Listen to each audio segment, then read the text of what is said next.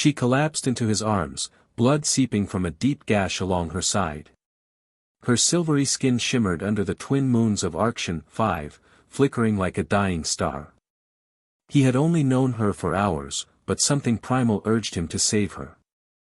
Without asking, without thinking, Kael activated the emergency warp on his skiff and disappeared into hyperspace. They materialized above Virell, his home world. Lush jungles stretched endlessly beneath the floating cities. It was peaceful, something she had never known. Kael carried her to the rejuvenation pod, the finest Virellan biotech had to offer, and sealed the chamber with trembling hands. He didn't even know her name. The pod pulsed with a soft blue glow as it worked. Her species, Xirelli, was infamous across the galaxy. Not for cruelty or war, but for what they did to traitors. And Kael suspected, from the plasma scorch marks along her armor, that she had become one. He didn't ask questions. He simply waited. When she awoke, 3 days later, her first words were, "You shouldn't have brought me here." Kael didn't flinch. "You were dying. And now I'm a liability." She pulled herself from the pod, her movements shaky but swift. "They'll track me here." Kael folded his arms. "Let them." Her name was Sera. Once a royal guardian of the Xirelli High Crown, she had seen things, terrible things, done in the name of peace. She had tried to speak out. They had branded her a defector and sent assassins to erase her voice. Kael had found her on the neutral world of Thornax, bleeding behind a crashed cargo hauler. The mission that brought him there had vanished from memory the moment he saw her. Sera adapted quickly to life on Virell. She learned the culture, its slow and gentle rhythm. Kael watched her go from a coiled weapon to a curious wanderer, tracing her fingers through glowing river reeds, laughing at the skyray fish as they danced through the air. He hadn't seen anyone laugh like that in years. But paradise never lasts. It started with a flicker, an unregistered ship dropping from warp just outside Virell's perimeter grid. Kael's eyes narrowed. He recognized the signature, cloaked, obsidian black, and Xirelli made. Sera knew it too. She didn't wait for Kael's questions. She packed her things in silence and handed him a data chip. "This has my testimony," she said, her voice barely more than a whisper. "Everything they did. Everything I saw. It's encrypted with your DNA." He shook his head. "Then come with me. We'll release it together. They'll kill you, Kael." He stepped forward, grabbed her hand. "Let them try." But she pulled away. "You gave me a second chance. Don't waste it on a war that isn't yours." As she turned to leave, the walls of Kael's homestead shook. Sirens wailed. A missile streaked through the night and exploded against the outer defense dome.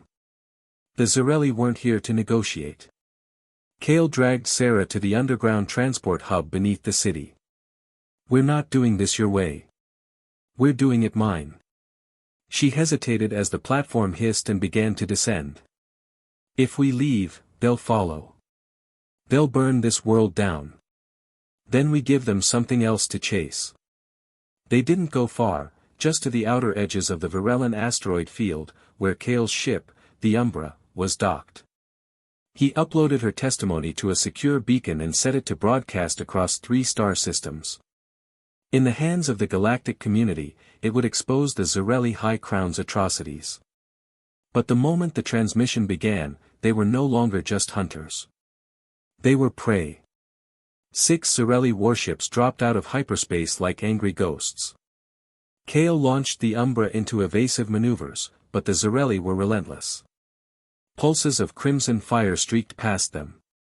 Shields buckled. Alarms screamed. Sera gritted her teeth. "We're not going to make it."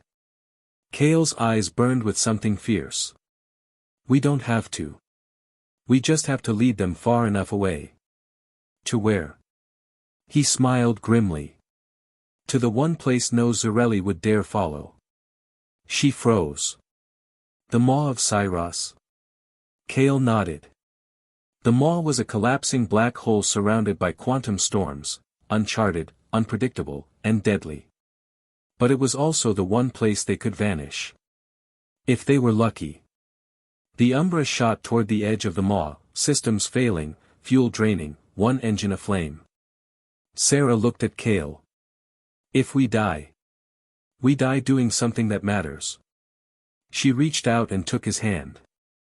The Maw loomed like a cosmic mouth, swirling, hungry. As the Umbra crossed its event horizon, the pursuing Xirelli ships halted. None dared follow. Inside, everything warped, light, sound, time. But the ship held. Barely. Then, nothing.